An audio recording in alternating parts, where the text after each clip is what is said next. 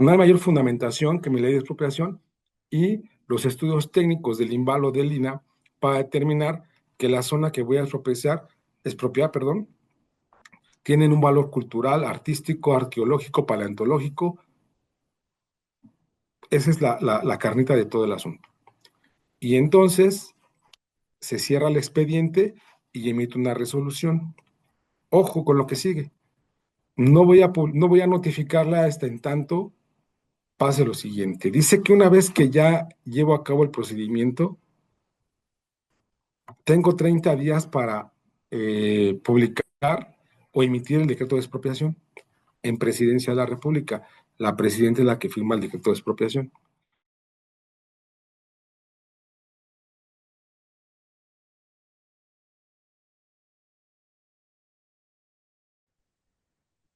Hola, ¿cómo están todos? Buenas tardes, queridos amigos y colegas de la Orden Mexicana Colegio de la Abogacía. Es un placer en esta tarde contar con tan distinguidos compañeros y amigos.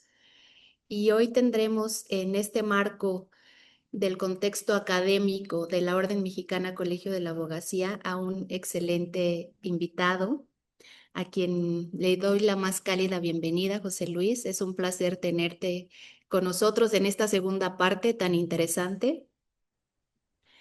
Y si me lo permiten, voy a leer solamente una breve presentación de nuestro invitado y ponente el día de hoy.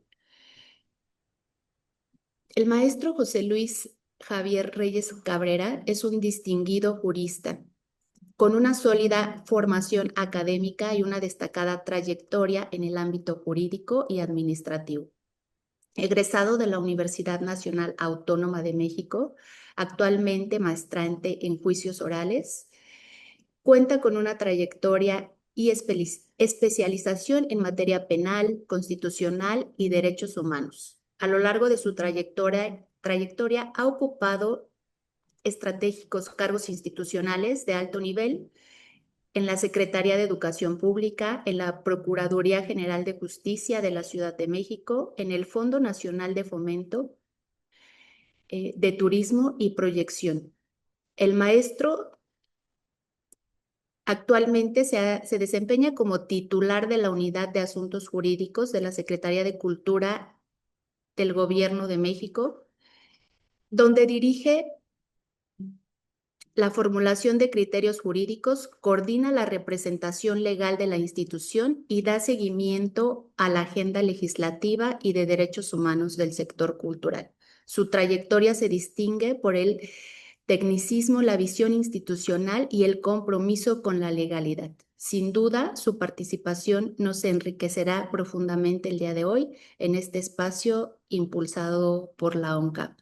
Bienvenido, José Luis. Y antes me gustaría, por favor, para tener em, mayor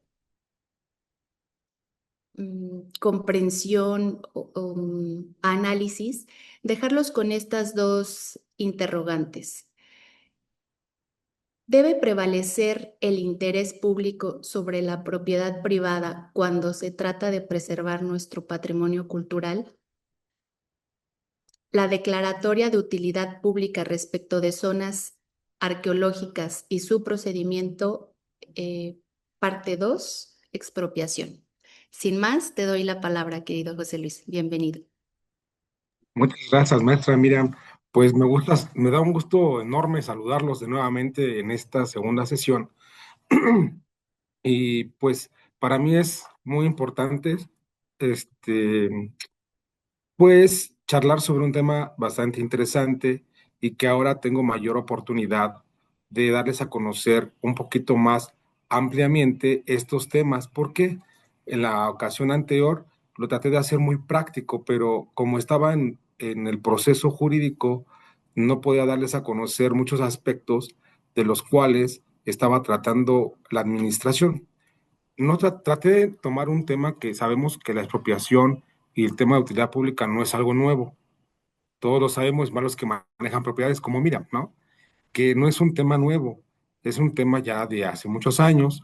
Tenemos una ley de expropiación promulgada por el presidente Lázaro Cárdenas. Bueno, Pero yo quise manejar este tema porque he estado viviendo en la Secretaría, algo práctico, real, actual, y cuál es el impulso, tanto práctico como académico, para que ustedes puedan entender este tema, porque no es lo mismo leer en periódicos o en el Diario Oficial de la Federación un decreto de expropiación sin conocer cuál es la materia y por qué suceden las cosas.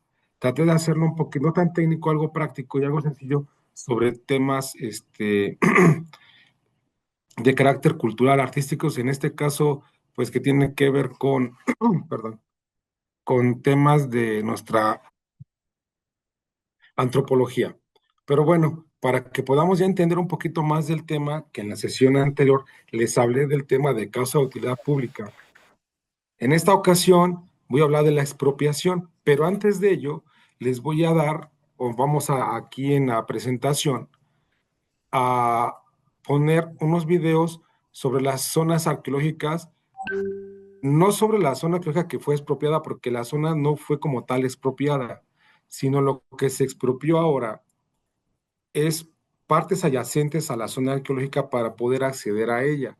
En la ocasión anterior les comenté que por naturaleza jurídica, por disposición de la ley, las zonas arqueológicas pertenecen al Estado y en su momento se tuvo que declarar a utilidad pública y expropiar una parte importante donde está la zona arqueológica, pero con el tiempo las personas, los particulares, se fueron apropiando del alrededor de la zona arqueológica hasta convertirse en propietarios de todo lo que rodea.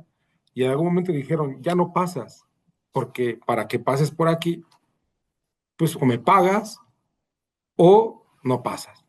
Y entonces tuvimos que acudir a esas figuras jurídicas para lograr el acceso a un mundo arquitectónico y cultural, como es el tema arqueológico, porque yo entiendo la pregunta que hiciste al inicio, pero ahora ¿qué pasa al revés? Cuando tienes una zona arqueológica y un particular se apodera de la parte que rodea la zona arqueológica y no pasas, no te dice no puedes pasar. Y entonces le estás prohibiendo no nada más a nuestra comunidad mexicana, sino a todo el mundo conocer esta riqueza cultural. Pero bueno, ahorita vamos a entrar en particular. Esta exposición está dividida en tres partes. La primera, unos videos para que conozcan las zonas que fueron rescatadas. Ajá. Vamos a recapitular un poco el proceso de la utilidad pública. Después entramos al proceso final y hablamos de la expropiación y el cierre de nuestra pequeña exposición. No, espero que no tarde más de hora 20 minutos para que no se aburran. Será muy práctica. Tengo unas preguntas que les haré a la audiencia para ver si entendieron el proceso y como abogados, ¿qué harían ante este tipo de acciones jurídico-procesales del gobierno? ¿Sale? Adelante con el video, por favor. Cañada de la Virgen.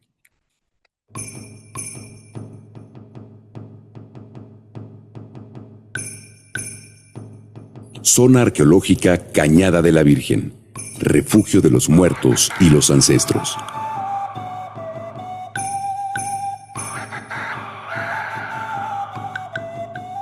Ubicada a 30 kilómetros del municipio de San Miguel de Allende, Guanajuato, la zona arqueológica Cañada de la Virgen se encuentra situada sobre una loma asociada a un conjunto de profundas cañadas extendiéndose sobre una superficie aproximada de 16 hectáreas, cuyo apogeo tuvo lugar entre 640 y 900 después de Cristo en el epiclásico mesoamericano. De acuerdo a la evidencia arqueológica encontrada, se ha sugerido a los sotopames como el grupo prehispánico que habitó la región. El sitio está conformado por 4 estructuras monumentales, construidas sobre una meseta que fue rellenada y nivelada artificialmente para obtener una inclinación de 18 grados con respecto al norte, con un claro propósito de dirigir el eje compositivo del conjunto a las salidas y puestas de sol. Esta situación advierte un carácter especial diferenciándolo de otros centros cívicos ceremoniales de Mesoamérica, ya que su traza y disposición de sus principales monumentos sugieren la posibilidad de haber funcionado como un observatorio astronómico cuyo propósito fue reflejar los ciclos cósmicos a los que se vinculaba la vida de grupos de agricultores que también practicaron la recolección y la cacería en las regiones semidesérticas aledañas. Los cerros aledaños al sitio, elementos esenciales en el pensamiento y cosmovisión mesoamericana, también formaron parte en la planeación del sitio, sirviendo como ejes en el diseño de la zona. Mojoneras situadas e identificadas en cerros en 4 direcciones han sido relacionadas a puntos de intersección arquitectónica como esquinas, accesos y escalinatas. Esta disposición especial de los edificios, su arquitectura y el significado de los espacios para uso de la jerarquía prehispánica le dan al sitio las características propias de un centro cívico ceremonial, por lo que se cree que en él vivía únicamente la clase sacerdotal y que en las inmediaciones a la zona estaban ubicadas las poblaciones que visitaban Cañada de la Virgen en procesiones y peregrinaciones. Al sitio se accede por una calzada ceremonial de casi 1 kilómetro de longitud, cuyo diseño está asociado a la salida del sol, y al camino que recorre el astro a través de la bóveda celeste. Este espacio fue seguramente un lugar de peregrinar y camino de entrada en procesión al santuario para los devotos visitantes al templo ubicado a lo alto de la Casa de los 13 Cielos.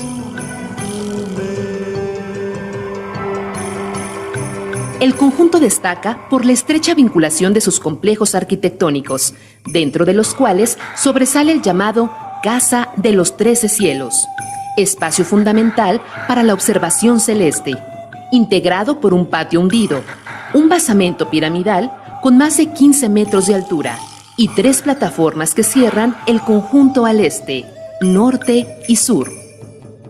Los hallazgos funerarios en este complejo han dado pie a estudios forenses que han proporcionado información sobre prácticas culturales como la deformación craneana, la inhumación, la veneración ancestral y los rituales asociados a la fundación del lugar.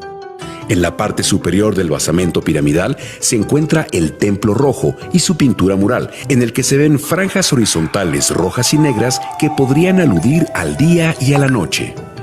Por su parte, el patio hundido, importante recurso arquitectónico, muy característico en algunas zonas arqueológicas de Guanajuato, es considerado como elemento central en el diseño arquitectónico, ya que actúa como vínculo unificador en la disposición de las plataformas o basamentos para los templos, así como en la disposición de espacios habitacionales para la jerarquía social.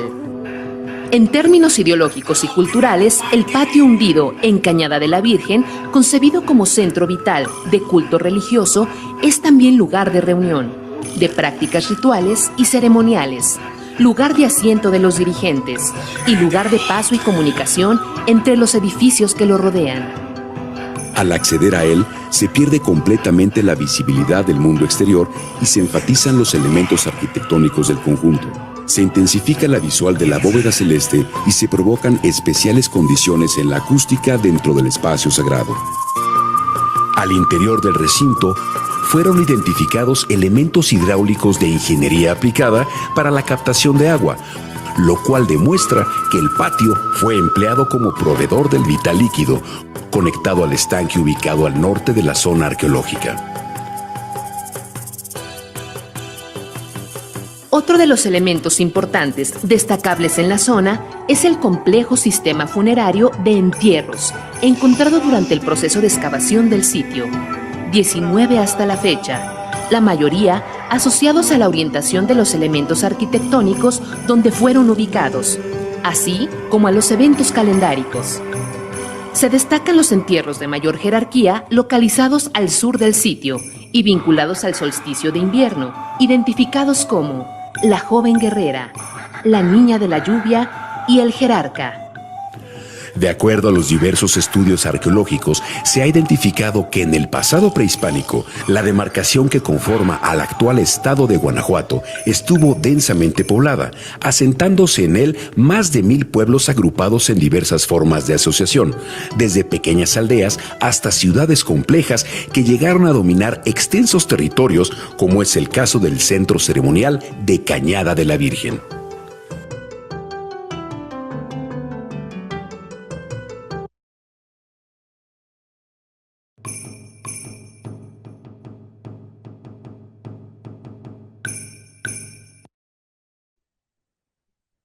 ¿Quieres darme un segundo, Manuel? Ponle pausa tantito.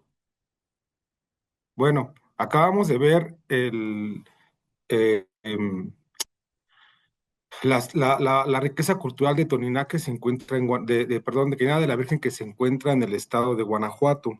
No sé si alguien de ustedes ha tenido la oportunidad de conocer ese espacio. ¿Alguien ha visitado ese espacio?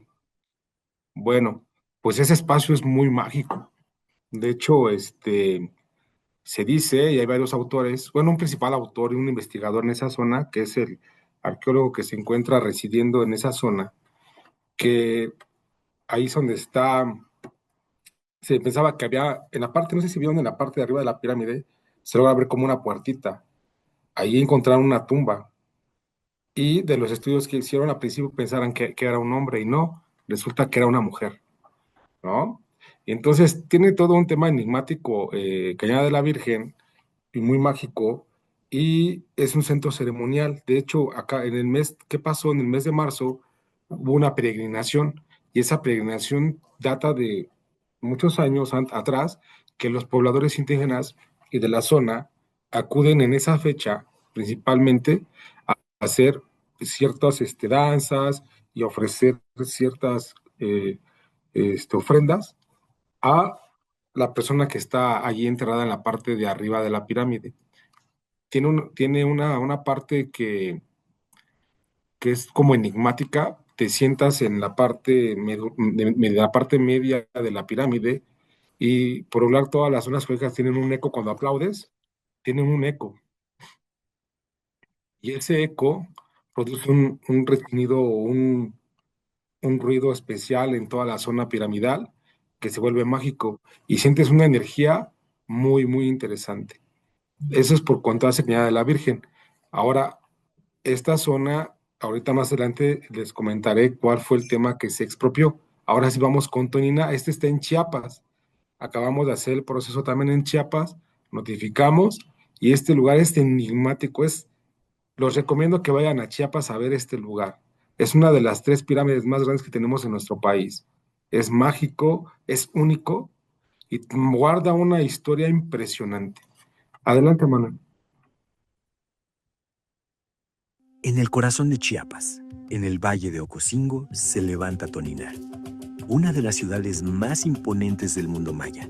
Declarada zona de monumentos arqueológicos en 1994, fue la sede del reino de Po, un lugar sagrado asociado a la lechuza, mensajera de los señores del inframundo.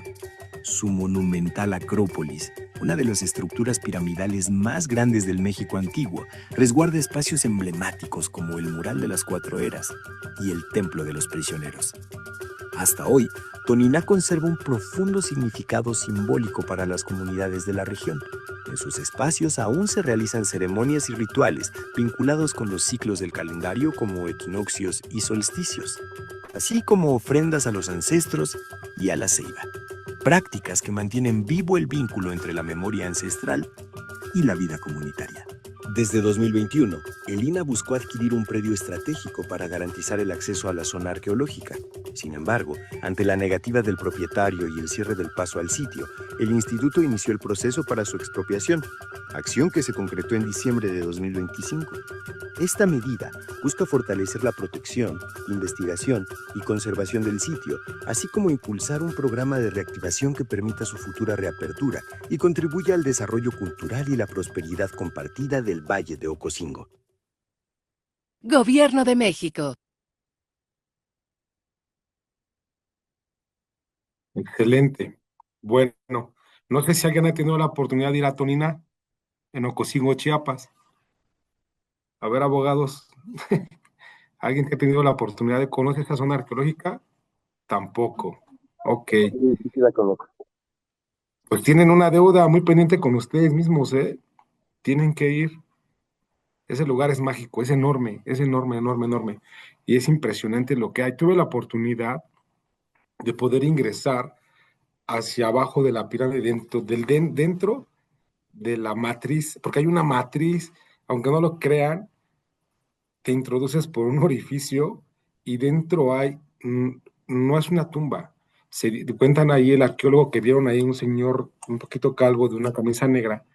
El arqueólogo dice que había dos hoyos, o hay 2 hoyos ahí, o 2 orificios, Y cuando te metes en el más grande, caminas por un túnel y llegas a una zona que es un poquito más amplia y tiene la forma como de una matriz. Y resulta que ahí metían a un jugador de pelota. Y ese jugador de pelota lo dejaban todo un año y moría. Y junto a ese orificio hay otro como otra cavidad pegada y ahí dicen que había una bruja o una hechicera, no recuerdo bien el nombre técnico, y ella lo iba y lo preparaba para la muerte. Al final, con los restos de ese jugador de pelota, se fabricaba la pelota con su piel y sus restos, se fabricaba la pelota con la que iban a jugar los jugadores de pelota. Es tan impresionante este centro, Toninac, que aquí les voy a señalar, en la parte de aquí abajo hay una cancha de juego de pelota que todavía está en trabajo de descubrimiento y que pues tienen que, más abajo, acá por esa flechita, ándale, por allá abajito está un juego de pelota y acá arriba en medio, esta parte donde está un árbol, más arriba, Manuel, ahí, por ahí, hay una cancha para practicar juego de pelota. O sea, imagínense la magnitud de lo que están viendo físicamente, es enorme.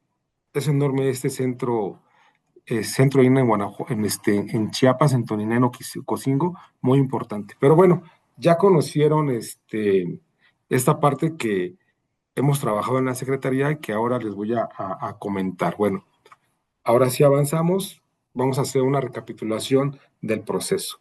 En la primera parte hablamos de qué era la utilidad pública y de señalar el fundamento legal de la ley de expropiación, así como la Ley Federal de Monumentos y Zonas Arqueológicas, donde establece qué es la utilidad pública, ¿no? Y dice el artículo 2, es de utilidad pública la investigación, protección, conservación, restauración y recuperación de los monumentos arqueológicos, artísticos y históricos de las zonas de monumentos. Esta es una zona de monumentos. Y entonces, ¿qué tenemos que hacer cuando vamos a declarar una utilidad pública? Pues describir y desarrollar cada uno de estos temas. A lo mejor no estos son todos, a lo mejor es la investigación, obviamente tiene que tener una protección y obviamente una conservación, y inmediatamente va a llevar una restauración. Y luego, este es el fundamento para la causa de utilidad pública. Y dijimos, en la ley de expropiación dice que el área que va a proponer esta utilidad pública, si es un área desconcentrada, descentralizada del gobierno, la va a proponer a través del sector central. En este caso, el INAH pertenece a la Secretaría de Cultura y hace esa propuesta para que nosotros integremos un expediente y analicemos el fondo y la forma de por qué se va a determinar una causa de utilidad pública de alguna zona o de algún espacio o de una propiedad o lo que sea. Se hace ese análisis a través de esta unidad jurídica y la secretaria firma ese decreto, perdón, esa publicación en el diario oficial de la Federación, donde determina qué es de causa de utilidad pública. Podemos avanzar, Manuel, con base en un proceso muy interesante, que lo voy a resumir rápidamente. Ya sea el INE, el INVAL o cualquier área administrativa desconcentrada o descentralizada de la Secretaría de Cultura, forma un expediente técnico, muy técnico, y en el cual determina por qué es una causa de utilidad pública lo que quieran obtener. Se hace una reacción documental. Hay dos trámites muy importantes que tenemos que hacer. El impacto regulatorio que genera esta declaratoria y también un impacto presupuestal, porque a la postre, cuando se llega al proceso de expropiación, tendremos que pagar pues la indemnización por esa expropiación. La que sigue, Manuel. Y entonces, ya que hagamos la evaluación integral y recabamos todos esos dictámenes, vamos a a obtener un dictamen presupuestario y los refrendos en caso de ser necesario que esté involucrada otra secretaría. En este caso, no hay un refrendo porque lo actuamos directamente de la Secretaría de Cultura. Y entonces se pone a consideración de nuestra presidenta y nuestra presidenta va a evaluar si es factible o no factible este acto jurídico. Una vez que se autoriza, y Consejería Jurídica analiza todo el expediente, el extracto y el estudio de la forma y fondo por el cual se determina que esa área necesita ser declarada de utilidad pública para la postre ser expropiada, va a autorizar que se publique en el Diario Oficial de la Federación y se manda a publicar al Diario Oficial de la Federación este documento que es de suma importancia. ¿Por qué es de suma importancia? Porque va a establecer técnicamente por qué requerimos que obtengamos la posesión e inmediatamente la propiedad de un predio, un inmueble o un pedazo de tierra. La que sigue, Manuel. Ahora, ¿qué hay, dentro de ese expediente? ¿Qué tenemos? Algo muy importante y que ustedes como abogados deben de tenerlo muy, muy en cuenta. Hay una justipreciación, que es una justipreciación, un avalúo, de cuánto cuesta esa porción de tierra que se va a expropiar. Y la única ente que para hacer ese tipo de dictámenes es el INDAVIN. El INDAVIN va a mandar un perito que nos cuesta, tenemos que pagarlo, y va a determinar cuál es el valor, qué tipo de tierras son, si es de agostadero, si es de comercial, lo que sea, va a determinar un valor. Y entonces, ahora sí, terminamos el proceso que es para nosotros la declaratoria publicada en el Diario Oficial de la Federación, pero dice la ley de expropiación, pero también tienes que publicarlo en el diario de circulación local, y tienes que notificarlo personalmente a la persona que está siendo agraviada en su propiedad. Y entonces publicamos en el Diario Oficial la declaratoria, publicamos en el periódico local o en el Diario Oficial de la localidad, en este caso fue Guanajuato o Chiapas.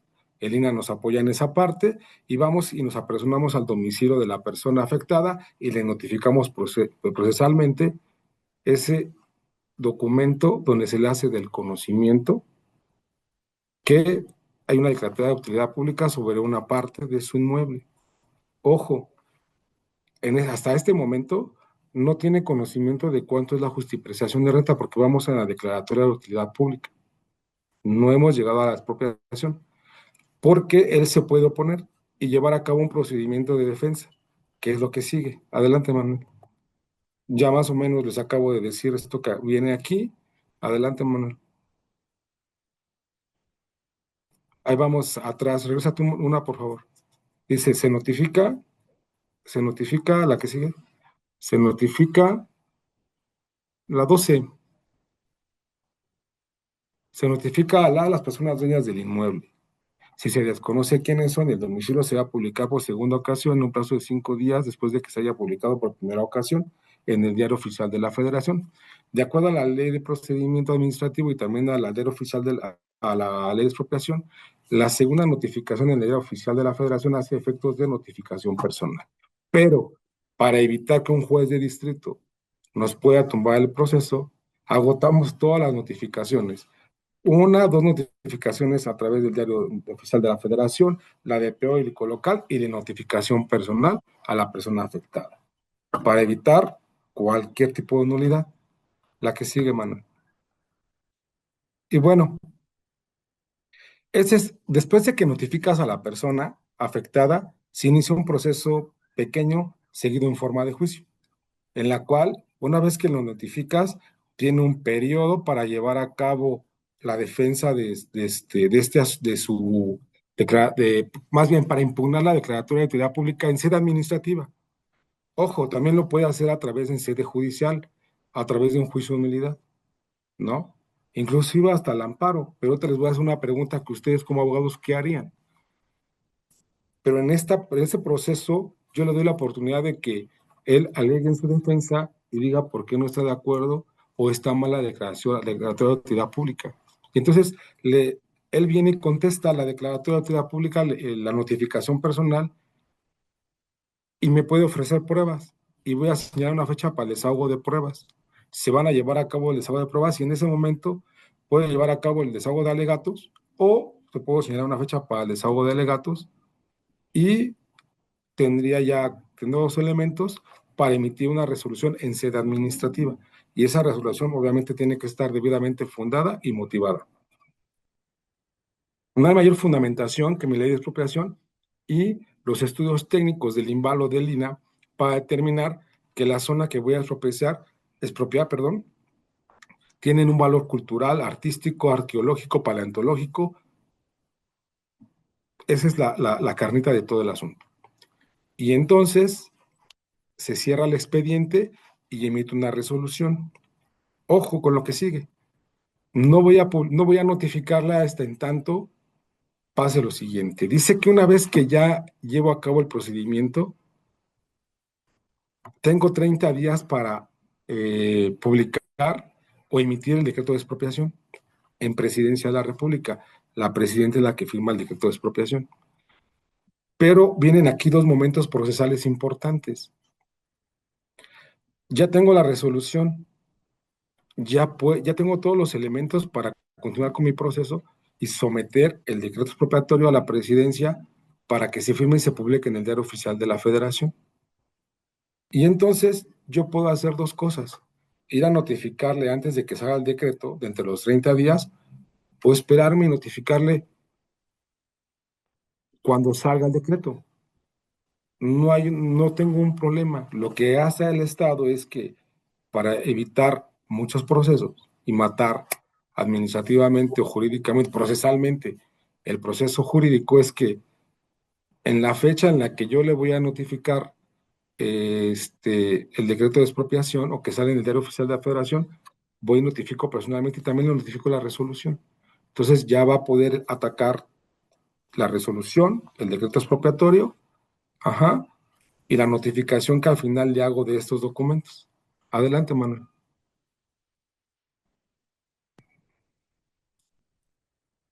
¿A qué sigue, Manuel?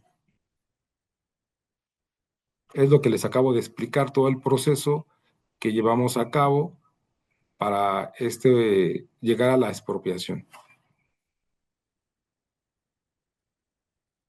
Ahora aquí viene esta parte.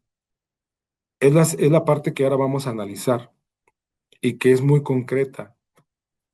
Puede ser un poquito complicada porque les tengo que decir que no muchos abogados conocen este procedimiento. No lo conocen, no saben qué hacer. En la experiencia que poca que tengo de estos temas aquí en la Secretaría, que son dos asuntos, pues obviamente uno tiene que ponerse a estudiar y ver cuáles son los medios de defensa legal ordinarios que pueden actuar o accionar, pues, los gobernados. Y los abogados que han intervenido en estos asuntos no saben cómo hacerlo. Y es una ventaja para el Estado. Obviamente no voy a actuar con prevaricato, ¿verdad? Pero bueno, este es un tema de enseñanza para que conozcan qué se debe de hacer. Entonces, como les decía, el gobierno federal, el Ejecutivo Federal, la presidencia, tiene 30 días hábiles siguientes a una vez que emite la resolución para que publique el decreto expropiatorio. Y entonces, si salgo en esos 30 días, la declaratoria de utilidad pública surte efectos y la consecuencia es la expropiación, donde yo ya le voy a notificar al propietario: uno, la resolución seguida en forma de juicio que llevamos por la declaratoria de utilidad pública; dos, la publicación en el Diario Oficial de la Federación por dos ocasiones de que su predio ha sido expropiado; el avalúo del INDAVIN, que viene toda la parte técnica, ¿sale? Y la resolución de este proceso. Y entonces él le entrego personalmente, se asienta una razón, una notificación personal, como todo lo que la mayoría creo que lo conocemos, ¿no? Se asienta, la persona se identifica, agregamos su identificación, se razona y se da por notificado en ese momento. Y entonces nace el derecho a defenderse de él sobre esa expropiación, ¿sale? Y viene lo más interesante. ¿Cómo le van a hacer? ¿Qué medio de defensa legal es el que amerita? Y bueno, aquí dice, si se interpone juicio de amparo, se interrumpe este plazo. Pero yo les pregunto a ustedes, y sé que a lo mejor no lo saben, pero la ley de expropiación dice que solamente se puede impugnar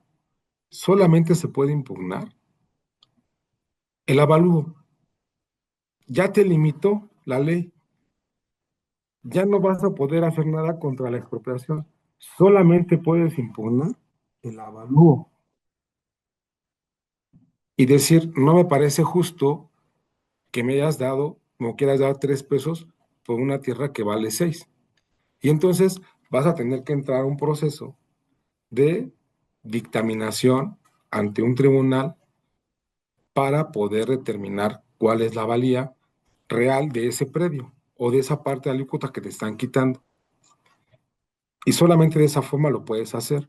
Ahora, yo les pregunto, aunque aquí dice el juicio de amparo, ¿qué consideran ustedes que es el mejor medio de ordinario para este tipo de acciones? ¿Cuál sería? ¿Un juicio de nulidad? ¿Juicio de amparo? ¿Ustedes qué consideran que es el medio adecuado para interponer un recurso ordinario? Porque la ley de expropiación no te establece cuál es tu recurso. Solo te dice, solamente puedes interponer un recurso, pero sobre el avalúo. No tema de la exposición. El avalúo nada más es el que puede estar en contra. ¿Ustedes cuál consideran que es el medio de recurso más eficaz que podrían interponer para poder atacar esta resolución de expropiación? Los escucho, ¿eh?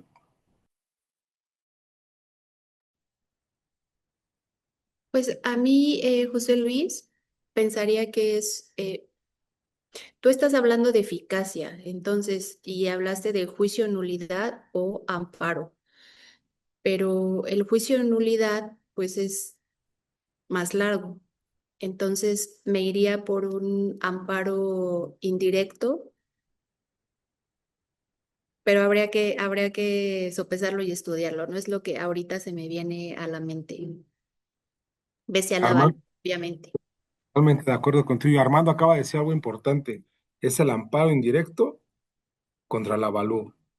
Para decir, no, yo no quiero 3 pesos, a mí dame 10, ¿no? Y les digo que esta parte es muy importante, compañeros, porque a lo mejor es un tema que pareciera como aburrido, como que no muy trascendental, pero sí es muy trascendental. Les voy a poner en la experiencia. En defensa de uno de los procesos que van más adelantados, me vinieron a interponer un recurso de apelación en aquí en mi oficina, en sede administrativa. Es improcedente, ¿no?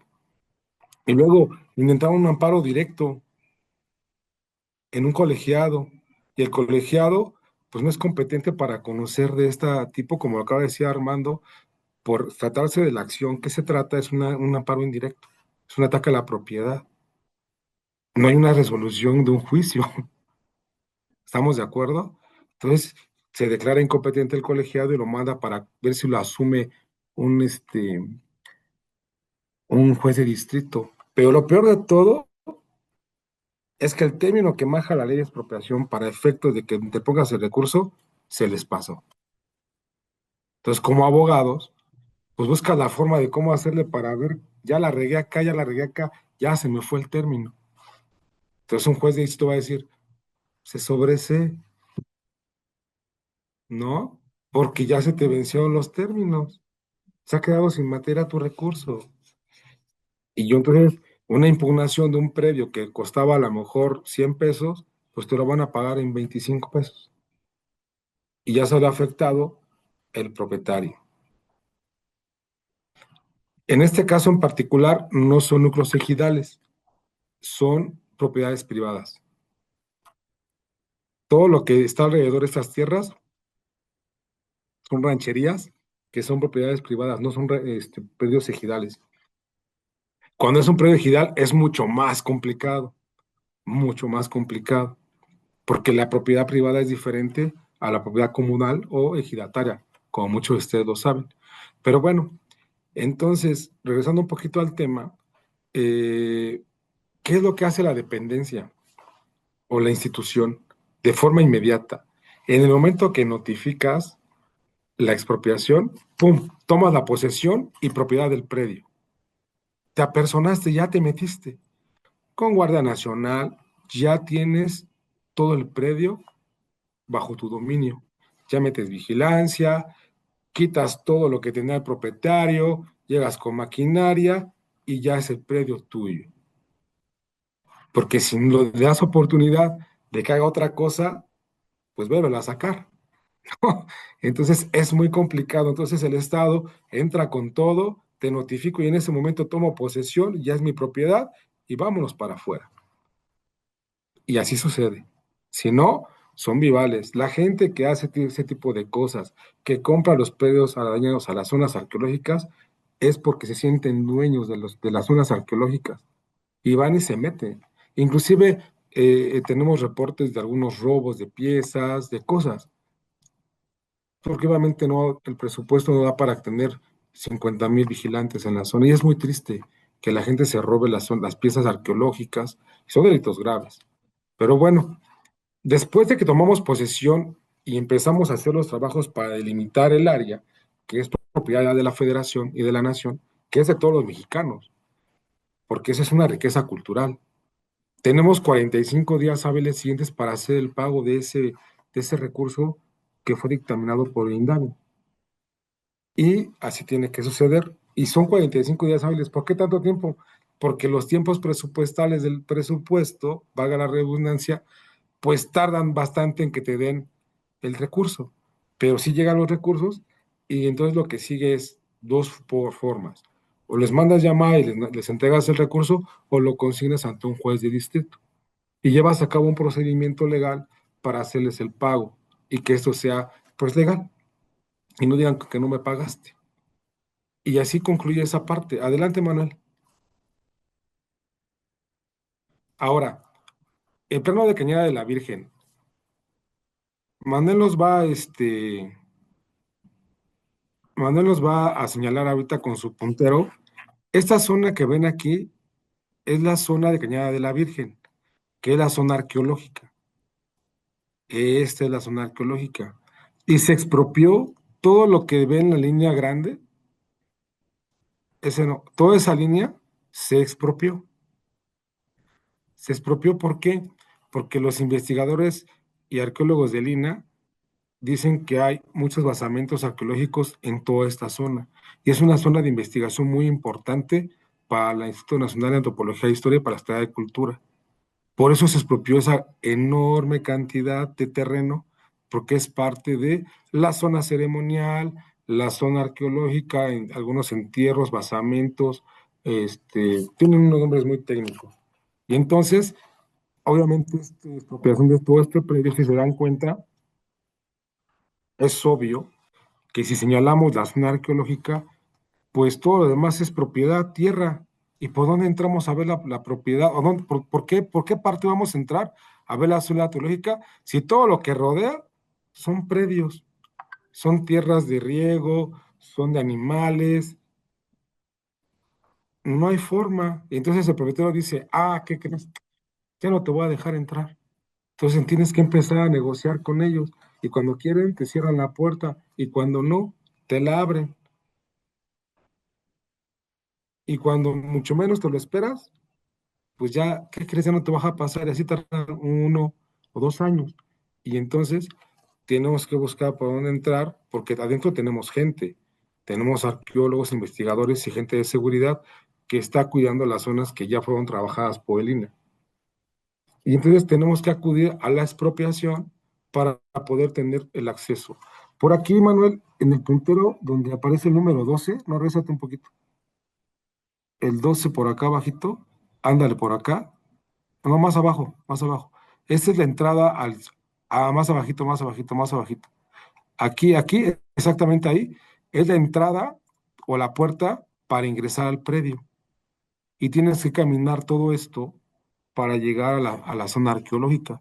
Pero es padrísimo caminar, está largo, anda, en esa zona está la entrada. Y ahí hay unas puertas que el propietario puso para tener el control. Y luego el estado de Guanajuato y el gobierno federal hicieron una terracería, un camino que llega a ese punto, que obviamente ese camino pues lo usan todos, que es una servidumbre de paso. Y allí, en esa zona, podemos ingresar y hay un centro de atención al turista. Pero ha llegado el caso donde no dejaban pasar, se tomó la decisión muy acertada desde mi punto de vista de la presidenta de poder expropiar todo ese predio. Aquí empieza el camino, aquí llegan los camiones y aquí baja la gente para entrar a la zona arqueológica. Es un lugar hermoso que recomiendo que visiten. La siguiente, Manuel. La siguiente es Tonina. Fíjense, todo este cuadro grande es la zona arqueológica de Tonina, pero donde parece como una trompita, todo este camino y todo es la zona arqueológica. El camino de acá que se expropió, que es un caminito largo, era propiedad de una ranchería, de un bien ranchero del señor, de hecho, que le fui a notificar. Y entonces un día cerró y dijo, ya no pasan. Se aventaron 2 años así. Y la verdad es que no se hizo nada. Ahí que acaban de poner un comentario. El INAH puede negociar para efectos de llegar a un acuerdo y hacer una compra. Sí, sí se han logrado cosas así. Pero de pronto quieren, por este cachito, pues 20 millones de pesos y no los vale. Es imposible negociar sobre una cuestión tan extrema. Y entonces tienes que llegar, imagínense cuánto lo que caminamos para llegar a la zona arqueológica. Y alrededor todavía de este predio, que está en rojo, hay tierras de este ranchero, de este señor. Y solamente, ahora, este camino que está aquí señalado ya existía y lo hizo el gobierno federal, el INAH, y el gobierno del estado de Chiapas. Y le pusieron piedritas para que lleguen los carros y el señor, como una servidumbre de paso, y el señor cerró. El señor cerró y no dejó que nadie entrara durante 2 años. Tuvimos que expropiar este caminito que era propiedad federal. Y ahora está resultando un tema muy interesante. Fíjense que dice él llega y pasa. No, déjame pasar porque es una servidumbre de paso. No, sí, pásale. Fue la reinauguración de esta zona arqueológica apenas, lo pueden buscar en internet, en Facebook, de la Estrada de Cultura, y el señor, como vio una oportunidad de negocio, quiso llevar como un espectáculo de autos deportivos, arreglados, clásicos, todo el rollo, y meterlos en sus predios. Y no se le permitió el paso por la servidumbre de paso. Pues se metió por los terrenos que él tiene y metió los carros a un costado de la zona arqueológica, que es su propiedad, violentando esto. Obviamente vamos a hacer un show ahí, ¿no? Pero así se las gastan. Por eso llegamos a los temas de expropiación. Y ya tiene el control el Poder Federal y también la Guardia Nacional. Y bueno, esto es lo que les quería platicar. Yo las preguntas que les tenía es, ¿cuáles serían desde su punto de vista el medio de defensa ordinario? El único medio de defensa ordinario que funciona es el juicio de amparo, porque el juez de distrito va a ver la constitucionalidad del acto y va a revisar que el acto y la integración del expediente esté debidamente llevada a cabo, que todos los documentos técnicos del INVAL o del INAH estén fundados en algo. No podemos inventar.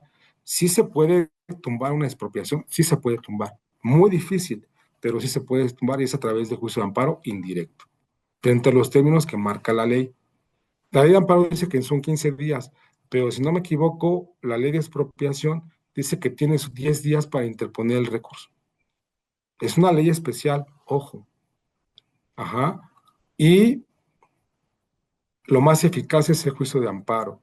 Ni la revocación, ni el juicio de nulidad, nada es tan eficaz como el juicio de amparo para poder interponer este recurso. No se les olvide, es el juicio de amparo. No hagan juicios de nulidad, ni medios de recurso ordinario administrativos, porque lo manejamos nosotros. Va a salir en contra. Entonces, tienen que ir al juicio de amparo. Si llega a estar mal instrumentado un expediente técnico de declaratoria de utilidad pública y por ende la expropiación trae ese vicio, pues se va a tirar. Pero si está bien hecho, no lo van a poder tumbar, solamente van a poder impugnar el avalúo de acuerdo a la ley de expropiación. Entonces, todo se resume a esto, conocer el proceso administrativo en sede administrativa y saber que en materia de impugnación tiene que ser a través del juicio de amparo indirecto en los términos que maneja la ley de expropiación. Entonces, pues no me tardé tanto, espero que les haya quedado un poquito claro, lo traté de hacer muy práctico, porque es lo que vivimos aquí. Si me pongo yo a explicarles lo que hay en Tonina y que hay de la Virgen, pues no sé, no valdría la pena generarles esa cosquilla de que vayan a visitar esos centros muy importantes arqueológicos, vayan con sus familias, vale mucho la pena. Tampoco les quiero restar aquí la ley de expropiación. Creo que cada uno de nosotros tenemos que generarnos esa duda y a ver qué dice la ley de expropiación. A lo mejor José Luis está medio loco y se equivoca y no es cierto, no estoy de acuerdo con él. Ah, pero sí dice aquí que tienen tantos días para confirmar, modificar o revocar la declaratoria de utilidad pública. Y también tiene este tiempo para interponer el juicio de amparo. No, pues sí tiene razón. Pero, ¿por qué una declaratoria de utilidad pública? ¿Qué dice la Ley Federal de Monumentos? Pues que desde que nace una zona arqueológica de la antigüedad, pues pertenecen originariamente a la nación. Pero no puedo decir, este es de la nación. Hay que delimitarlo y hay que tener una declaratoria de que este lugar pertenece a la nación. No nada más porque yo diga, sino porque tiene que estar debidamente fundado y motivado y mediar en un expediente administrativo. Y bueno, mi interés era que conocieran de manera práctica este proceso y que no cometan esos errores que yo he estado viendo aquí, que los abogados que desconocen de este proceso ni siquiera se ponen a estudiar, ni siquiera se ponen a estudiar para ver cuál es el medio de defensa ordinario. Por ejemplo, aquí tenemos a un abogado que es amigo mío, como todos ustedes, que es el licenciado Enrique Mieres, que es muy bueno, ¿verdad? Y que conoce un poquito de esos procedimientos porque es muy hábil en los temas civiles y administrativos. Espero que sepa que el juicio de amparo indirecto es la vía para llevar a cabo este proceso de impugnación, porque aparte da clases de amparo a veces y es bueno el abogado, pero no todos lo sabemos hasta que nos pasa, nos llega un cliente, me están expropiándole, ¿qué voy a hacer? Y ching, pues no sabemos porque no es un tema tan cotidiano. Yo sé que Miriam lleva temas de propiedad y seguramente conoce mucho el tema, o a lo mejor está aprendiendo algo. El tema en general es esa cosquillita a nosotros como en esta parte educativa de que pues tenemos que estudiar, de que hay temas muy importantes de nuestra cultura que estamos rescatando, que estamos acercando como ese derecho de acceso a todos los mexicanos, y no nada más a los mexicanos y al mundo, conocer nuestra cultura, ¿no? No tienen que ir a Egipto a conocer las pirámides, aquí tenemos unas hermosas, y también puedes entrar a las pirámides. No tarda mucho en abrirse otra vez la de Cholula, para que puedan entrar a las tripas de las pirámides de Cholula. Pero bueno, eso sería por mi cuenta todo. Si tienen alguna pregunta o algo, pues con mucho gusto, generamos más duda o la ampliamos. Querido Javier, ha sido una plática extraordinaria que se ha pasado rapidísimo el tiempo. De verdad, muchísimas felicidades. Traes un contexto, sobre todo muy pedagógico, me parece. Pensaste nosotros para que pudiéramos entenderlo de una manera muy amigable. Muchísimas gracias. Mira, eh, si me permites, te voy a leer algunos comentarios y algunas preguntas que también ya contestaste, de hecho, pero y también que las pudieran hacer de viva voz para generar que esta tertulia sea, como tú bien lo mencionas, más a nuestra vida práctica. ¿Cómo podemos mejorar este matiz jurídico desde una buena intervención? Porque cuando nosotros como litigantes hacemos buenas prácticas, eso permea hacia todo. Y mira, pues aquí nos dice Armando, es difícil obtener una sentencia, como bien lo mencionabas, revocatoria o reivindicatoria en caso de expropiación pública. Solo es posible pelear el avalúo. El amparo indirecto en contra del avalúo. En estos casos, en particular, quiero suponer, nos dice Luis Enrique Mireles, que suponer qué núcleos ejidales están involucrados, porque a veces son a través de ellos los procesos. Por ello es que es importante el tema de los plazos y los recursos. Nos comenta Armando Gómez. Si mi memoria no me falla, es posible llegar a un acuerdo, eso también lo comentaste con el INAI, dijiste que sí, pues siempre es más factible, ¿no? Y aquí me gustaría preguntarte, José Luis, de juicio y de acuerdos, ¿cuál es una numeraria? ¿Son más juicios, son más acuerdos? ¿Cuál es, en tu experiencia, lo que llevas, qué has llevado más? Pues en mi experiencia lo que he llevado ahorita es bueno, no conocen el proceso, bueno, al menos aquí tenemos un poquito de idea, no conocen el proceso, llevan a cabo el proceso administrativo seguido en forma de juicio ante nosotros y después ya no saben qué hacer. Porque cuando ya les notificamos la resolución, ya sacamos el decreto expropiatorio y en la segunda publicación es notificación personal. Y entonces se les pasa el término porque piensan que son 15 días, de acuerdo a la ley de amparo, o meten un juicio contencioso administrativo, que no es la vía, o van a un juicio de amparo directo, de verdad, y son temas de millones de pesos. Entonces, en mi experiencia es eso, no, ahorita no tengo como tal un juicio, el de Toninace, que yo creo que se viene, tiene un poquito más de idea, yo creo que se viene el juicio de amparo, indirecto, pero ya pasaron unos días, por ejemplo, ahorita para el recurso, de que interpongan en Chiapas y no me han notificado, aunque a veces tardan bastante en notificarnos, porque va a ser en Chiapas. Pero como son federales, nos notifican muy rápido por la vía en línea. Pero en el momento sería mi segundo proceso o juicio, porque en el otro ya interpusieron 3 juicios equivocados y ya se los desecharon, y federales. Y en este último, pues estoy esperando juicio de amparo en directo, si es que lo saben hacer, ¿no? Claro, muy buenos tips. Nos pregunta Isquizóchil, que también ya lo contestaste, ¿procede algún recurso administrativo de revocación ante la misma autoridad o el juicio de nulidad ante el contencioso administrativo? No, ese sí procede, pero vas a dar muchas vueltas.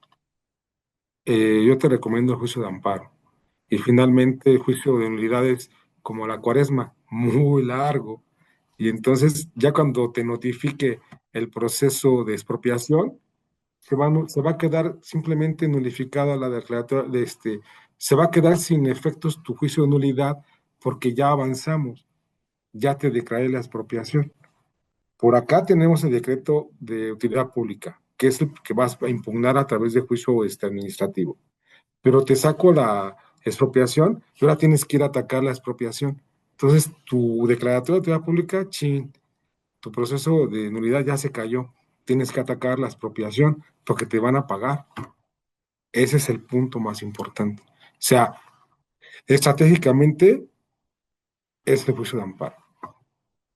Y a lo mejor te defiendes en sede administrativa con la institución en tu proceso. Te defiendes, ofreces pruebas, dices, no está bien elaborado el procedimiento porque mi área no es una zona de protección o esta zona, este predio, no tiene nada que ver con la zona arqueológica, por ejemplo. Y si lo demuestras, chin, yo como quien lleva el procedimiento o lo sustancio, digo, ay, me equivoqué, pero si veo que estoy seguro que estoy haciendo, pues te voy a empezar a alargar el proceso hasta que llegue el momento en que ya emita el decreto de expropiación. Y chin, pues ya te comí los tiempos. También eso, bueno, eso aprende uno en el litigio, ¿no? Que hay que saber usar los tiempos y es un poquito de maña también.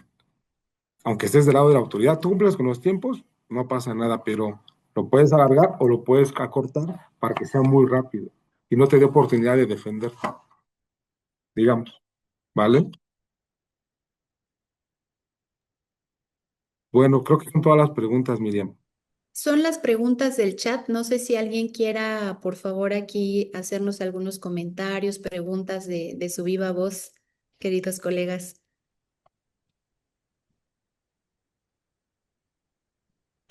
Adelante, Isquizóchil.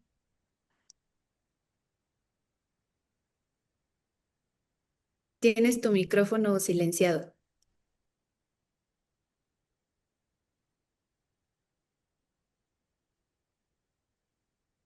No, no sé, no lo puedes encender.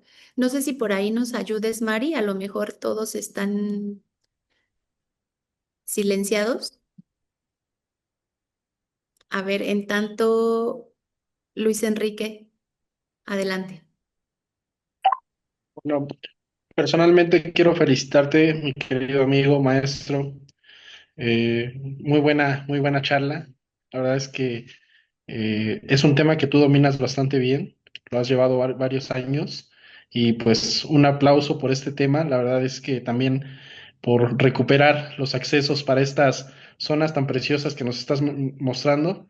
La verdad es que es un trabajo que te ha costado, me consta, por lo que nos has platicado, te apasiona el tema y la verdad es que pues nos das una muestra de tu gran trabajo y de tus logros. Felicidades.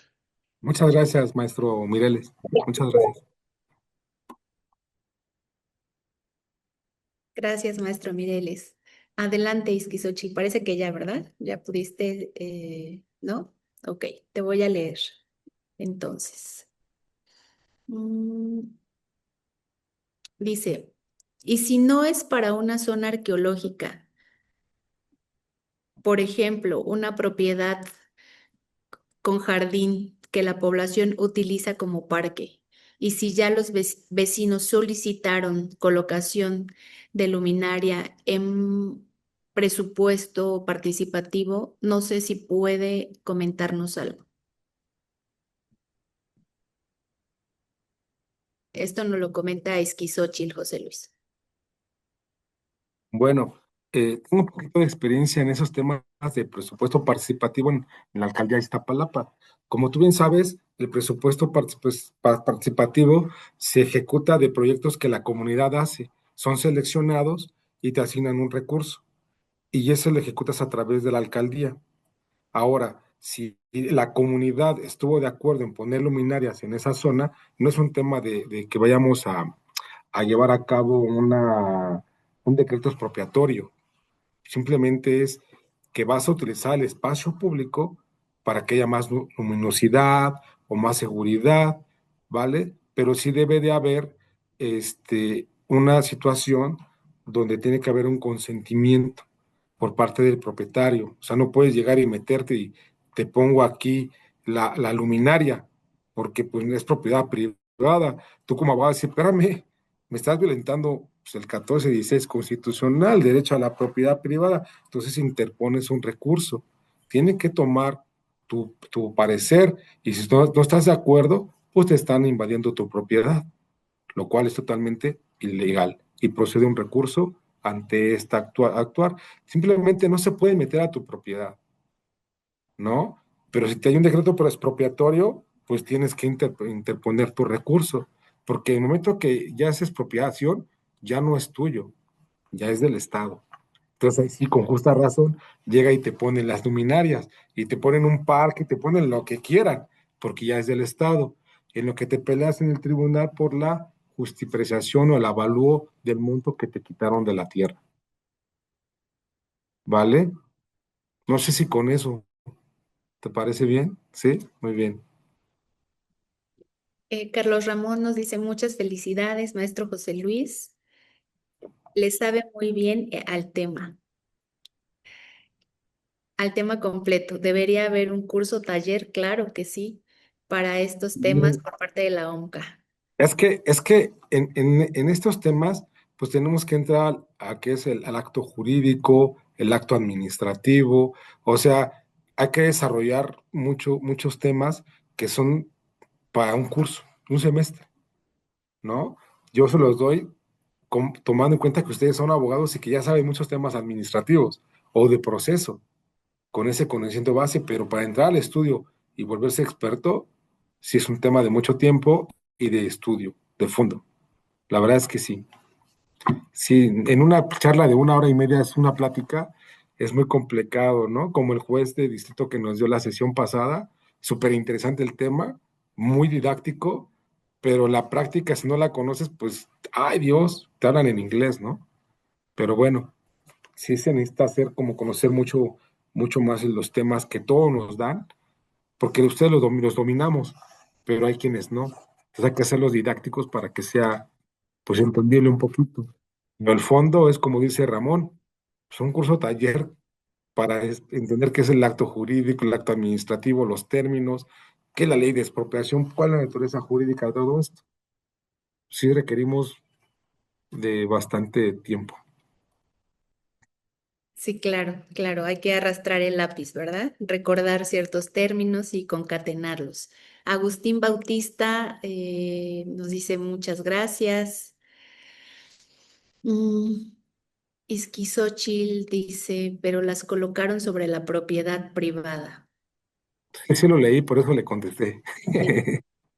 Bien, bien. Pues no sé si alguien más tendrá alguna pregunta para nuestro querido maestro José Luis en este interesante tema. Adelante, maestro Juan Manuel Alonso. Sí, muy buenas noches. Primero que nada, una gran felicitación ahí al maestro José Luis por el caudal del conocimiento sobre la materia que tiene. Y bueno, a mí la verdad, ya entrando en lo que estábamos platicando, que estamos escuchando, me surgen un par de cuestionamientos. El primero sería en el sentido de que entiendo que la ley de la materia habla o señala ahí que el afectado puede hacer valer si se considera agraviado. Ahora bien, explicabas que para los efectos de la expropiación como tal, ya no hay ningún recurso. En todo caso, el recurso se aplicaría únicamente para el tema del avalúo de la propiedad, que va a quedar sujeta al asunto de la expropiación. Pero la pregunta central es respecto de los recursos, ¿cuáles serían estos? Es decir, ¿cuáles son los recursos ordinarios que puede hacer valer un agraviado, amén del juicio de amparo? Y si en su caso los llegara a emplear estos recursos, entiendo que se suspende la prescripción para efectos, ¿no? ¿Es así, maestro? Sí, sí, maestro Juan Manuel Alonso. Como decía, el recurso ordinario, hablamos de dos cosas. La declaratoria de utilidad pública, que es un acto igual administrativo que la expropiación, y en la declaratoria de utilidad pública te dice la ley de expropiación, plazos y términos para llevar a cabo una defensa de esa utilidad pública, y es en sede administrativa. O sea, con la autoridad que te está emitiendo la declaratoria en el diario oficial de la Federación y te notifican. Y ahí tienes, como lo puse en la presentación, 8 días, 10 días para defenderte, para ofrecer pruebas y 3 días para alegatos. Y viene la resolución que tengo 15 días hábiles para poderla emitir. Y contra esa resolución tú puedes interponer, pues obviamente, el juicio de nulidad o ir al juicio de amparo en primera instancia. Pero ¿qué sucede? Que entre los 30 días, a partir de que te notifico esa resolución, ya te llegó el decreto expropiatorio, que es la parte medular, porque en esa parte ya viene el avalúo. Acá no lo conoces, pero acá en la expropiación ya lo vas a conocer y lo que te interesa es, ya me lo van a quitar, ¿cuánto me vas a dar? ¿No? Y entonces te van a sobreseer el juicio de unidad porque ya cambió ¿cómo se llama? Se me fue ahorita. Ya cambió tu situación jurídica, ya no es la declaratoria de utilidad pública, ya está siendo expropiado. Entonces ya te quedas con el Pero, juicio de amparo, pero ¿qué pasa con la prescripción? Es mi pregunta. con la prescripción. A partir de que notifican personalmente, tú tienes 10 días para interponer el juicio de amparo. Si no lo interpones, ya perdiste tu derecho a impugnar el avalúo. Ya perdiste el Pero, derecho y te van a pagar. pero al interponerlo, Se, interrumpo se la prescripción, ¿no? Así es, más bien yo lo veo como una caducidad. Mm. Yo lo veo como una caducidad más que una prescripción. Para que no caduque tu derecho de interponer el juicio de amparo, tú lo interpones en los 10 días y se interrumpe la caducidad para poder ir a la instancia que te paguen. Ahora, tú te puedes llevar el juicio de amparo en directo varios tiempos. ¿Por qué? Porque tienes que ofertar una pericial en materia de evaluación sobre el predio que diga que cuesta más tu predio. Y entonces un juez va a determinar cuál es el que le da mayor valor. Ajá. En el caso de Indavin, que eso también no deben de saberlo, pero bueno, se los cuento. En el caso de Indavin, trabajan con métricas de nivel internacional, con normas internacionales. Por lo tanto, sus avalúos están muy bien hechos. Es muy difícil tumbar un avalúo del Indavi, muy complicado, y están bien pagados. Cuando tengan un asunto de estos, díganle a su cliente, te recomiendo que negocies con la autoridad y te compren la tierra. ¿Por qué? Porque hay varios tipos de avalúos. Cuando es un negocio trabajando, cuando es un tema comercial, o como propiedad privada y tienen diferentes tipos de valores. Cuando ya te vas a la expropiación, te dan el valor más bajo que te puedas imaginar. Ok. Pero Sí, la de gente hecho, piensa que te pueden dar millones por un pedazo de tierra y no. claro. De hecho, esa era mi segunda pregunta, ¿no? ¿Cuál era el criterio que en un momento dado emplea el INDAVI para poder determinar el valor de la propiedad, ¿no? Exactamente, están a través de normas internacionales de valor catastrales, de valores de la tierra, pero como te decía, ellos manejan la hipótesis que van a llevar a cabo. Si es una compra-venta de una propiedad privada, tiene un valor. Si es un negocio en marcha, tiene otro valor. Si es otro, varias tipos de hipótesis. Pero cuando ya llegas al que no hubo forma de arreglarnos para yo comprarte o que me cediera lo que sea, me voy a la expropiación y es el precio más bajo, porque es por expropiación. Entonces, ya no te combino. Ahí es en donde aplica la premisa aquella de más vale un mal arreglo que un buen pleito, ¿no? Sí, así es, así ¿No? es. Ok, muchas gracias. Esa era mi intervención. No, hombre, de nada. Una felicitación. Gracias. Adelante, maestro Mireles, por favor. Sí, ahora sí que en apoyo ahondando en lo que menciona el maestro José Luis, y respecto de lo que dice el licenciado Juan Manuel, principalmente es el incidente de suspensión, precisamente la suspensión del acto reclamado es lo que hace que se prolongue el procedimiento. Precisamente ya no puede la autoridad dar una continuidad hasta que no se determine bien en eso, en ese incidente. Precisamente el incidente otorgan una suspensión, los amparos, el amparo nos permite que no se ejecute el acto reclamado. Por ello no es que se prescriba o que se caduque, sino que se detiene esa continuidad de actos. ¿Es cuánto? Nada más aquí, bueno, ya vamos a hacer aquí una charla. Nada más que aquí ya tomé la posesión, ya tengo la propiedad, dije, Enrique, ya la suspensión no tiene cabida. Sí, me refiero al pago, en Ok, este ok, caso. güey. Sí, está bien. Sí, sí. Sí, me van a ordenar suspender el pago hasta en tanto no quede firme un dictamen pericial de avalúo sobre las tierras que determine el tribunal. Tienes razón.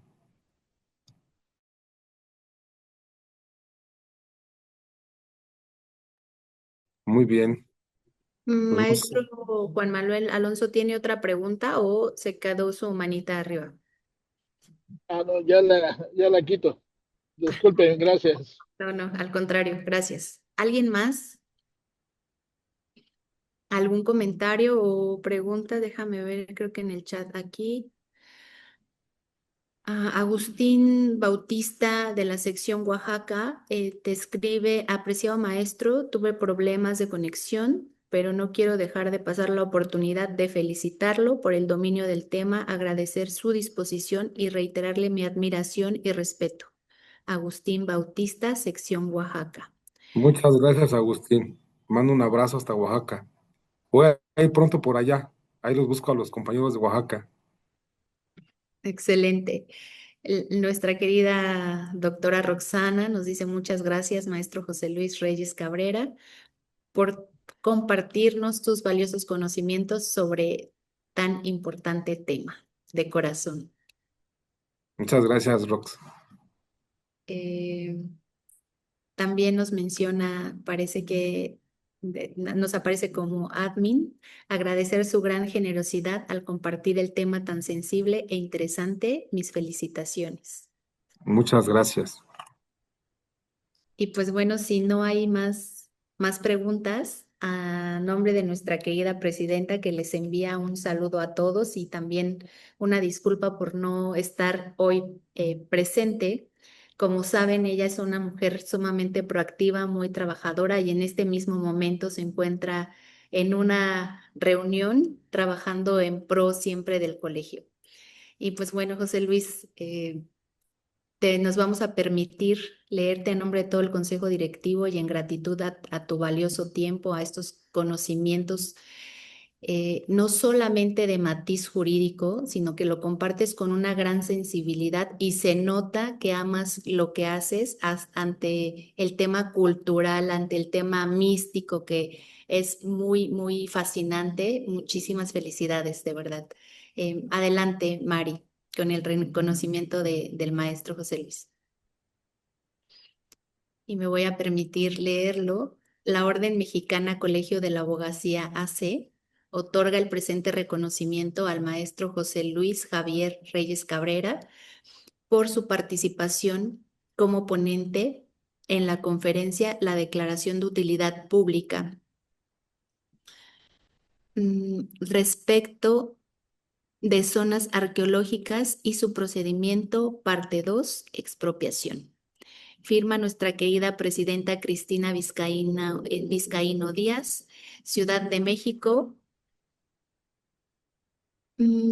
a 8 de abril del 2026. Y pues muchas felicidades, José Luis, ha sido un verdadero deleite escucharte. Y sí, efectivamente, ese taller hay que tenerlo, ¿no? Hay que tenerlo porque son temas sumamente interesantes. Yo no quisiera abusar de tu tiempo, pero me gustaría preguntarte cuando se han realizado diversas compraventas, es decir, que ya no hay un solo dueño y que me ha tocado ver sobre todo en el tema de playas, como les comentaba en alguna plática que se estaba comercializando un callo, cuando hay ya distintas ventas, es decir, diferentes dueños y que pues, se han realizado diferentes concatenaciones y que esto pues es un acto nulo de origen. Llegando esto con la autoridad como a la expropiación, ¿ustedes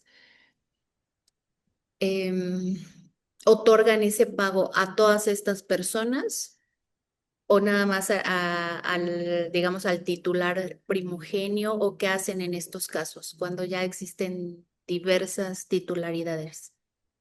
La verdad es una muy buena pregunta, Miriam. Pregunta de examen. Pero nosotros, para llevar a cabo el proceso de pago, si hacemos una investigación en el registro público de la propiedad y hemos encontrado cosas bien chuecas, ¿no? Pero se le paga a la persona que acredite fehacientemente el mejor derecho. Y a veces esa persona ya hasta se murió. Ajá. Pero sí a quien acredite el mejor derecho. La verdad es que me apasiona mucho el tema porque me parece, en el caso que estoy viendo, que estamos viendo, por ejemplo, en Cañada de la Virgen, quienes se adueñaron de todos los predios son alemanes, son de origen alemán. Y entonces son gente extranjera que viene aquí a hacer cosas que la verdad les da mucho coraje, y más que es propiedad original de la nación. Las zonas arqueológicas son de todos nosotros. Y entonces, por ahí encontramos un documento medio extraño por el cual se apropian se allegan de la propiedad. Se hizo una investigación en la Fiscalía General de la República. Y pues sí, aparentemente una tierra que valía 100 pesos la pagaron en 2 pesos, por ejemplo. No, muy barato, muy barato, desafortunadamente muy barato, pero acreditaron la propiedad, o sea, o sí tuvimos fehacientemente por acreditados que la propiedad pertenece a los alemanes y es a quienes se les va a pagar, ¿no? Pero puede surgir de otros propietarios, por eso se da la publicidad. Y es que el tema que tú dices, a mí el tema de los callos, sí conozco unos aquí en México y unos en Cuba. Pues son zonas muy aledañas al mar, pegaditas al mar, y hasta cierta distancia son propiedad originaria de la nación y no se comercializan, ¿no? Como el caso de las playas, como bien dices, pues no están en el comercio. Entonces ahí empiezan los fraudes.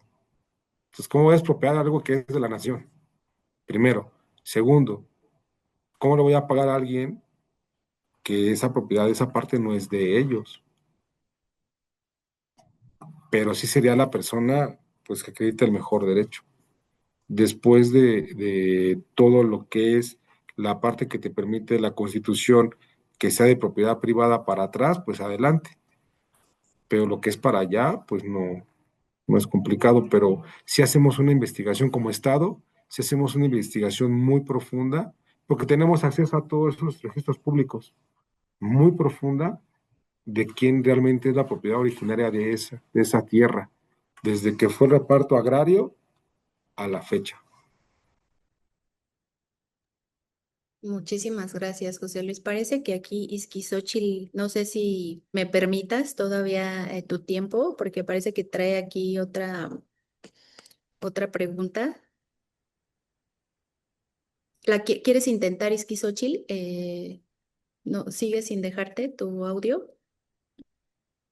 Ok, te la voy a leer, José Luis. Ya la leí, ya la Ya, leí. adelante. Sí. Una pregunta muy interesante porque en la sesión pasada un compañero de Oaxaca me dijo, ¿qué pasa con piezas arqueológicas que tenemos en tal municipio y que las encontraron y que las tienen resguardadas en una casa, ¿no? Y aquí es algo parecido. Eh, el INA es quien excava, es el único facultado para excavar y rescatar bienes arqueológicos. Nadie más lo puede hacer. Pero los bienes que están ahí y que se rescatan, a lo mejor no todos se los va a llevar el INA y te los va a dejar en posesión, pero los va a registrar, pero no los puedes comercializar. No son tuyos, son de la nación y tú los puedes conservar y te hacen firmar muchos documentos, ¿vale? Se registran. Si te los pueden robar, claro, si te los pueden robar. Los puedes exhibir en un museo comunitario también y el INA te va a dar la autorización. Pero, por ejemplo, Carlos, que trabaja acá con nosotros, que él es muy técnico, ¿verdad? Él es muy dogmático, yo soy más práctico. Él sabe que emitimos unas, pues en Alemania quieren vender una máscara. Ahorita, si ven en redes, y seguido salimos en redes, quieren vender una máscara que no han podido vender y que la está vendiendo en 4 millones de pesos.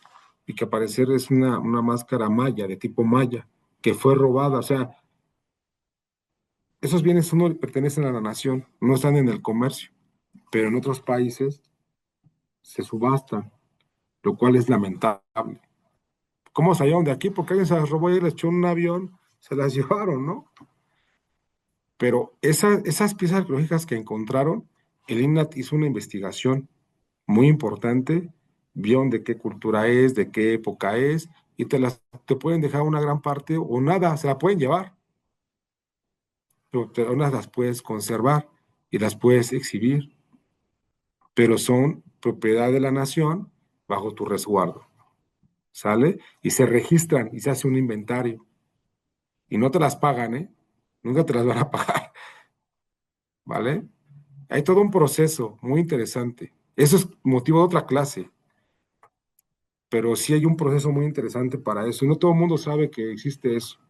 Otros dicen, es que si llamas a Lina, te van a quitar las piezas. No necesariamente, pero hay piezas que son muy importantes, que hasta traen descubrimientos importantes para la cultura o representan algo importante.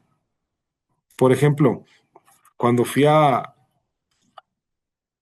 Tonina, en un espacio donde el gobernante no quería, es que es muy interesante, no, por temor a que le hicieran daño, no hablaba de forma directa con la gente que lo iba a ver. Entonces está una pequeña barda de un costado y tiene un orificio. Y por ahí adentro, en la parte, como si fuera un confesionario, ¿vale? De la otra parte, él te hablaba y él te podía ver, estaba un poquito más elevado y veía a los súbditos, pero tú no lo podías ver a él. En una de las inscripciones de jeroglíficos que hay en esa zona, en esa bardita, hay un poema que habla del amor y habla del viento y que más o menos dice que el amor, ya, no, ya se me fue un poquito, pero que el amor dura lo que dura el viento, algo así. Lo anoté, pero es muy interesante, muy bonito. Entonces, esas cosas son de una trascendencia importantísima. Entonces, descubres cosas, no te van a dejar que te lleves esa bardita y la vendas, ¿sí me explico? Porque tienen inscripciones muy importantes. Pero hay que conocer más, una riqueza importantísima, padrísima. Si alguien se anima a ir algún momento a Oaxaca, a Toniná o a Cañada, pedimos una visita especial y un recorrido y una explicación especial para que conozcan a fondo esto. Ya voy a hacer mis tours. Pero es que vale mucho la pena, es apasionante de verdad, es apasionante, de verdad se los digo. Pero bueno, creo que ya sería todo, ¿no? Pues muchísimas gracias, José Luis.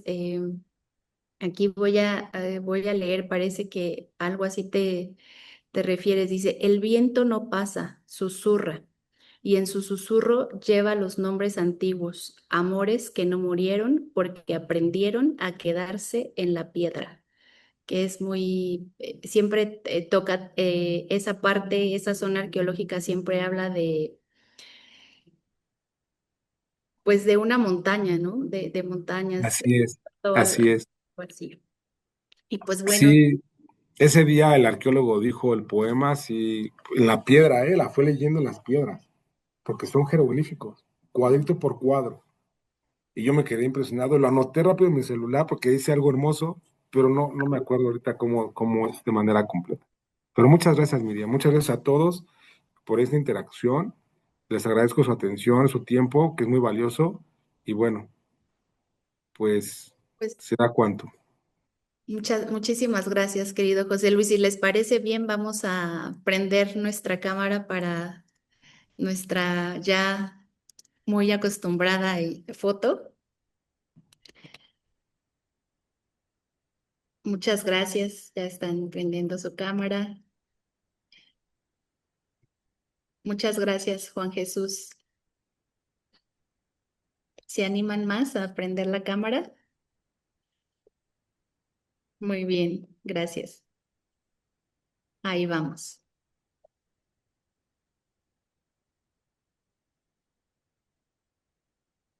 Gracias, Manuel. Parece que la están prendiendo más. Vamos a esperarlos. Adelante. Ahí va.